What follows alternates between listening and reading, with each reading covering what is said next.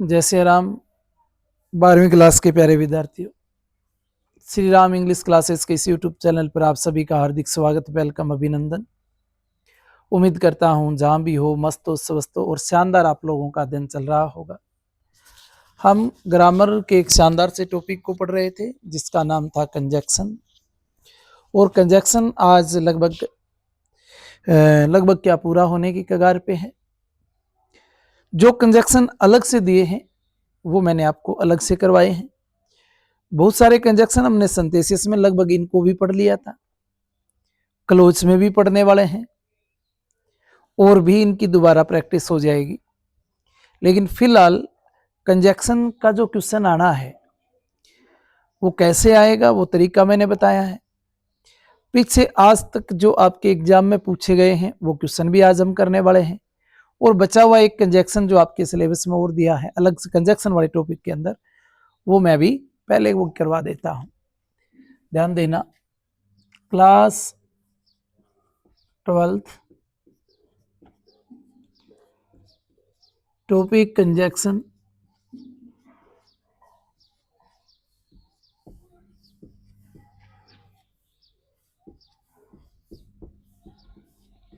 और कंजक्शन में क्या पढ़ा जा रहा था? कंजक्शन में कंजक्शन का यूज दोनों तरीके से देख रहे थे। आज कल हमने लगभग कंजक्शन कंप्लीट कर लिए थे आपके सिलेबस के अकॉर्डिंग, और येट कंजक्शन को और पढ़ लेते हैं इसको अलग से। हालांकि इनको हमने दो ओल दो के साथ इनका यूज देखा था, सिंथेसिस में भी देखा था, और दो ओल दो वाले कंजक्शन जब पढ़े थे तो उनके साथ भी देखा था। और येट जब अकेला पूछ लिया जाए तो उसका यूज भी देख देते हैं। एग्जाम्पल लेता हूं, सीधा ही समझाता हूं, बड़ा आसान है और एग्जाम्पल के माध्यम से आपको सारी बातें बताऊंगा मैं। लिखते हैं, एक एग्जाम्पल है कि these toys are ugly. These toys are ugly. These toys are ugly and expensive.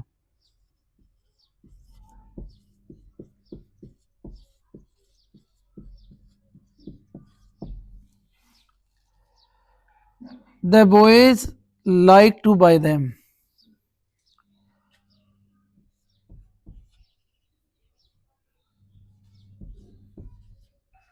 The boys like to, यहाँ लिख दूं, buy them. सुनना, इसका अर्थ भी परंतु किंतु होता है। ये भी विरोधाभास जो है वो जताता है। पढ़ा था हमने सिंथेसिस के अंदर। अब ये दो सेंटेंस हैं। एक तो the toys are ugly and expensive, खिलौने जो हैं वो भद्दे हैं और महंगे भी हैं।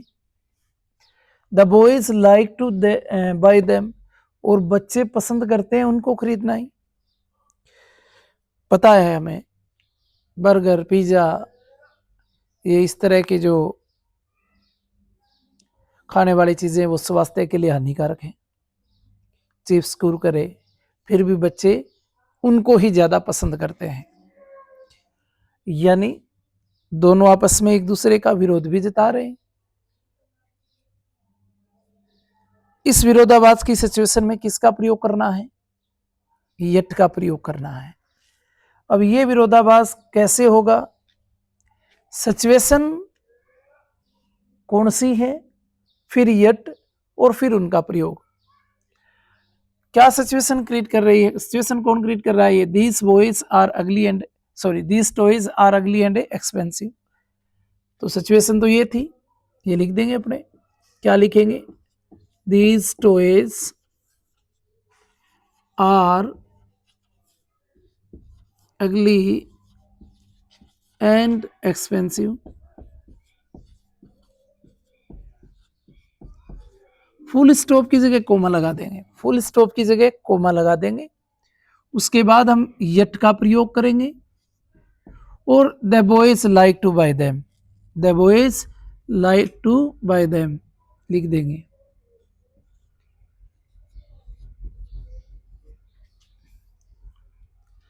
यहां लिख देता हूं, the boys like to buy them.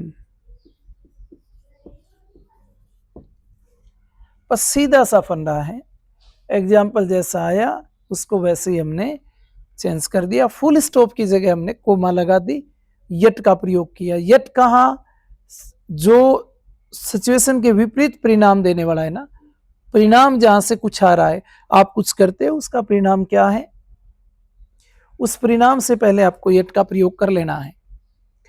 यहां भी क्वेश्चन कैसे पूछा जाएगा, अब तक जो पूछा गया है उसकी बात कर रहा हूं।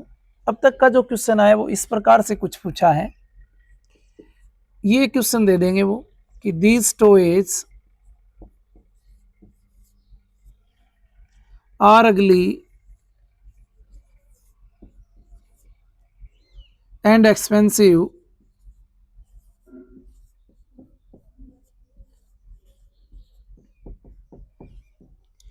blank the boys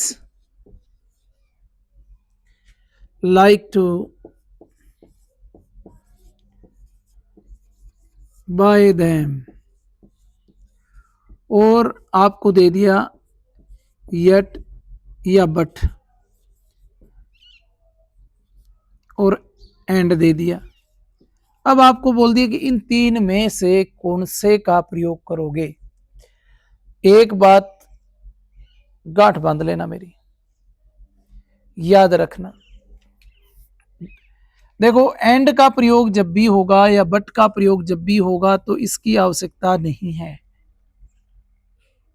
situation create वाले में इधर से सिचुएशन इसका परिणाम, पहली बात तो परिणाम जब भी उल्टा होगा इसका, तो इन तीन की अगर मैं बात करूं तो यट का प्रयोग करेंगे। किसका प्रयोग करेंगे, यट का। तो यहां आएगा क्या, यट। दूसरा, एंड जब आएगा ना तो ये कोमा की जरूरत नहीं पड़ती, और फिर एंड या तो सब्जेक्ट को सब्जेक्ट से जोड़ेगा या वर्ब को वर्ब से जोड़ेगा, नाउन को नाउन से, वर्ब को वर्ब से। यहाँ एक्सपेंसिव है, यहाँ बॉयज है, ये नाउन है, ये नाउन नहीं है, तो फिर यहाँ एंड का प्रयोग कैसे हो सकता है। थोड़ा सोच के क्वेश्चन करना। तो एंड भी नहीं आएगा, बट भी नहीं आएगा, इसमें क्या आएगा, यट आएगा।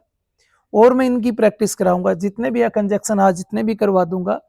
अभी मैं आपको पीछे 2-3 साल में पूछे गए एग्जाम्पल बताऊंगा, उसके बाद फिर अपने इनकी प्रैक्टिस से व्यवस्थित तरीके से मैं आपसे खूब सारे क्वेश्चन पूछूंगा, आंसर भी बताऊंगा, ताकि अभी तो पढ़ा है हमने, फिर वो प्रैक्टिस में भी तो आना चाहिए, आपको पता चले कि इस तरह से क्वेश्चन पूछा जाता है और हमें ऐसे करना है।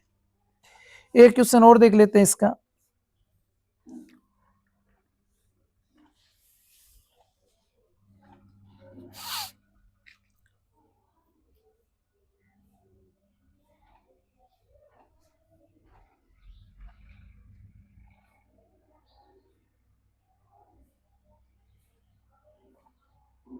आई am tired, I still worked. दूसरा देखो, ये कह रहा आई एम टायर्ड,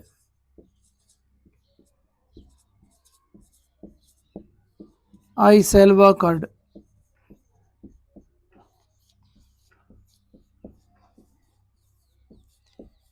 यहां थोड़ी सिचुएशन में भी फर्क आ रहा है। देखो, इसका सब्जेक्ट द बॉयज है, इसका द बॉयज है, सेम है, यहां भी आई है, यहां भी आई है। ये कह रहा है मैं थका हुआ हूं, आई सेल वर्कड, मैं कठिन मेहनत करूंगा। तो फिर किस प्रकार से, आई एम टायर्ड, फुल स्टॉप की जगह कोमा, फिर क्या लगाओगे, यट, फिर आई सेल वर्क हार्ड। ये हमने यट का प्रयोग कर दिया, जो बहुत ही आसान है, कोई संशय वाली बात है नहीं। सर हमें कैसे पता चलेगा, इस तरह से अगर वो क्वेश्चन पूछ लेंगे तो कि इसमें यट का प्रयोग होगा, बट का होगा, एंड का होगा। वो आपने बताया, वहील को भी आपने बताया था कल कि वो भी कॉन्ट्रास्ट, हाँ मैंने बताया था। कंजक्शन के क्वेश्चन पहले तो मैं अभी आपको करवाने वाला हूं। अभी मैं आपको पीछे एग्जाम में जो पूछे गए क्वेश्चन है वो मैं आप लोगों से पूछने वाला हूं। तो क्वेश्चन पहले तो ये देखना है कि क्वेश्चन पूछे कैसे जाएंगे एग्जाम में, ठीक है ना, किस प्रकार से पिछली बार क्वेश्चन पूछा था एग्जाम के अंदर और उसका क्या जवाब आएगा।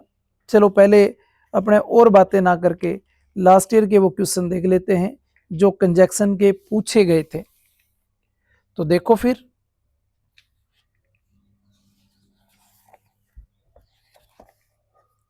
पिछली बार के पूछे गए क्वेश्चन देख लेते हैं पहले। लास्ट ईयर क्वेश्चन क्या पूछा था, लास्ट ईयर क्वेश्चन ये पूछे गए थे। अब टोटल कंजक्शन से जो आपको मैंने करवाए हैं, क्या उनमें से क्वेश्चन है और है तो क्या जैसे मैंने आप लोगों को बताया क्या उसके कोडिंग है, उनके अलावा अगर कुछ है तो वो क्या है वो भी मैं आपको बताने वाला हूँ। हालांकि कंजक्शन में वो मैंने अलग से नहीं करवाया होगा, सिंथेसिस में मैंने करवाया है। आप कहोगे, आपकी अगर डिमांड आती है तो फिर मैं दोबारा जो हमने सिंथेसिस में कंजक्शन पढ़े हैं, जो क्लोज में पढ़ने वाले हैं, उनको फिर जैसे कोऑर्डिनेटिंग कंजक्शन और सबऑर्डिनेटिंग कंजक्शन दो प्रकार के होते हैं, मैं फिर दोनों को अलग अलग करवा दूंगा। एक बार कोऑर्डिनेट कंजक्शन, दूसरी सबऑर्डिनेट कंजक्शन, वो अलग अलग मैं आपको बता दूंगा। लेकिन अगर ऐसी आपकी डिमांड रही, आपको यूं लगता है कि सर सिंथेसिस में पढ़ लिया तो ये कंजक्शन आपने अलग से करवा दिए तो हमारे लिए पर्याप्त है, तो जरूरी नहीं है। पहले आप देखिएगा, दो क्वेश्चन देखिएगा जो पिछली बार पूछा गया था। लास्ट ईयर क्वेश्चन नंबर 9 था ये, और 9 में दिया था फिल इन द ब्लैंक्स।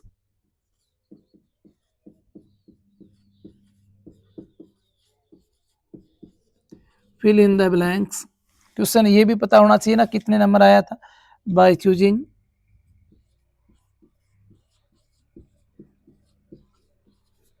कैसे आया था, दोनों बातें हमारे ध्यान में। The correct conjunction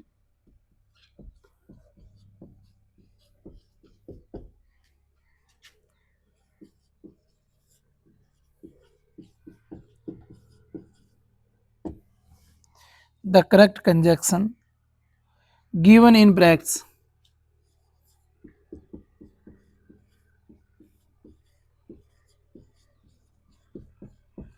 given in brackets। इस प्रकार से तो क्वेश्चन में ऊपर लिखा था, 9 नंबर क्वेश्चन दिया था पेपर के अंदर। अब क्वेश्चन क्या मिला हमें, पहला इसके 9 नंबर का पहला क्वेश्चन था birds fly, birds fly blank fish swim,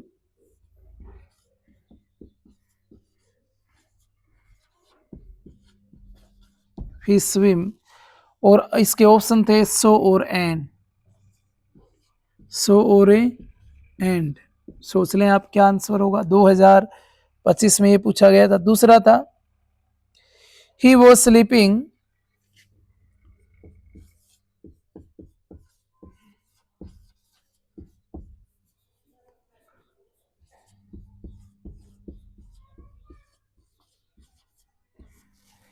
he was sleeping, I was reading।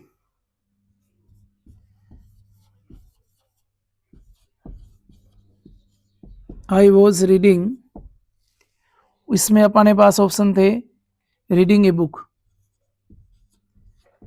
इसमें ऑप्शन थे अपने पास एक तो वाहिल और एक as.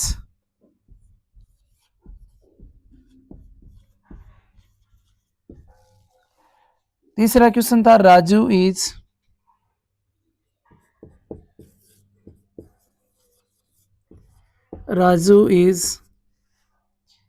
Blank and intelligent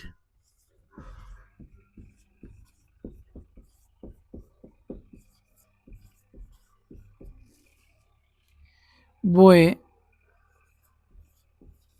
blank a good player.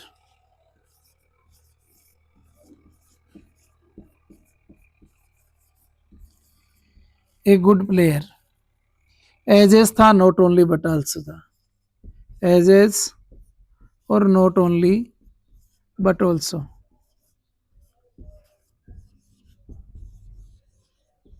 इस प्रकार से अपने पास ऑप्शन आए थे। लास्ट ईयर के एग्जाम की बात कर रहा हूं।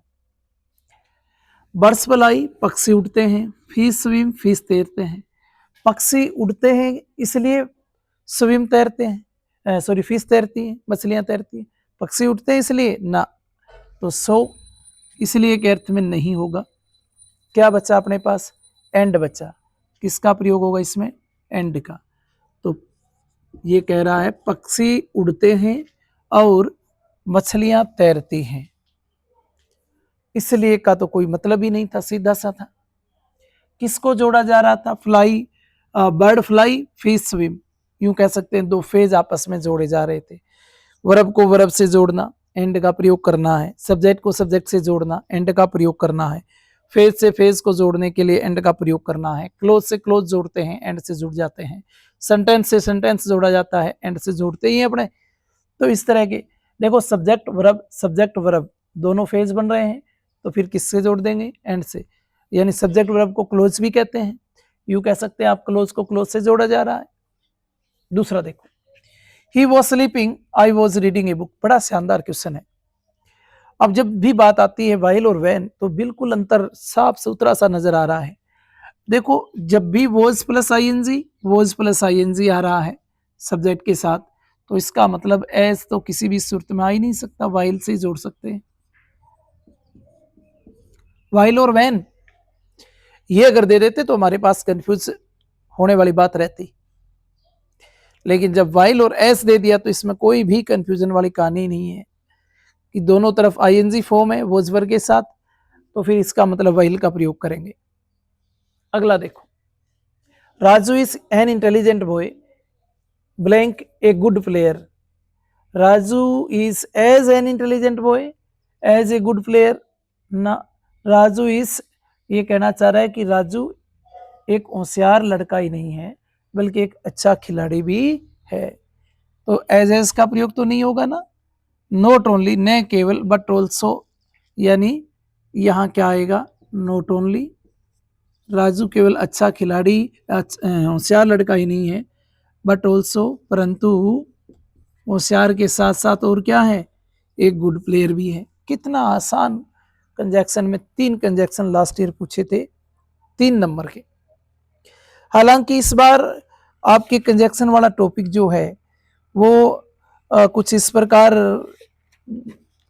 हमें जो बोर्ड की तरफ से ब्लूप्रिंट मिला है उसके अकॉर्डिंग उनका क्या कहना है, थोड़ा उसके बारे में भी मैं आपको बता देता हूं। कंजक्शन में उनका कहना है कि 2 नंबर का क्वेश्चन ही आएगा, 3 नंबर की जगह 2 नंबर कंजक्शन से, 2 नंबर क्लोज से, 2 नंबर सिंथेसिस से, 2 नंबर फेज वर्ब से। और उन्होंने इसके साथ कोई जरूरी नहीं कि वो आपको 2 क्वेश्चन पूछें, वो कंजक्शन का आपसे 1 क्वेश्चन भी पूछ सकते हैं। तो सिंथेसिस कर लिया हमने, कंजक्शन हो गया हमारा, क्लोज हो गए, क्लोज नहीं हुआ, फेज वर्ब नहीं हुआ, ये दोनों टॉपिक और पढ़ने हैं हमें। सिंथेसिस मैंने आप लोगों को करवा दिया, क्लोज मैंने करवाया नहीं, कंजक्शन करवा दिया। उसके अलावा पैराग्राफ लिखवाए हैं, रिपोर्ट मैंने बताई है, इवेंट पे रिपोर्ट की बढ़िया तैयारी करो। और पोइम मैंने 500 करवा दी हैं, पोइम का रेफरेंस, कॉन्टेक्स्ट और क्रिटिकल नोट्स करवा चुका हूँ। एक्सप्लेनेशन मैंने आपसे कहा था कि आप कर लेना, बाकी उसकी समरी जो है मैंने कहा प्रत्येक लेसन की समरी, प्रत्येक पोइम की समरी मैं आपको करवाऊंगा। लेकिन आगे का जो भी टॉपिक चलता है, नेक्स्ट टॉपिक जिस पे भी अपने पढ़ना शुरू करते हैं, वो बच्चों की कमेंट डिमांड के अनुसार जाता है। तो जैसे जैसे आपकी डिमांड, उसके अकॉर्डिंग मैं आगे आपको बढ़ाता जा रहा हूँ। पोइम पढ़ाऊंगा, पोइम की समरी लिखवाऊंगा, रेफरेंस कॉन्टेक्स्ट आपको करवा चुका हूँ, और संभव हुआ टाइम रहा तो क्वेश्चन आंसर भी आपको उपलब्ध करवाऊंगा। यानी मेरा टारगेट 100/100, 100% आपको सिलेबस इस यूट्यूब चैनल पे, आपके अपने यूट्यूब चैनल पे आपको उपलब्ध करवाऊं, ताकि किसी भी विद्यार्थी को असुविधा ना हो। तो आज की क्लास में हम इतना ही पढ़ते हैं। धन्यवाद। फिर मिलते हैं कल नई क्लास के साथ, नए टॉपिक के साथ। जय सिया राम।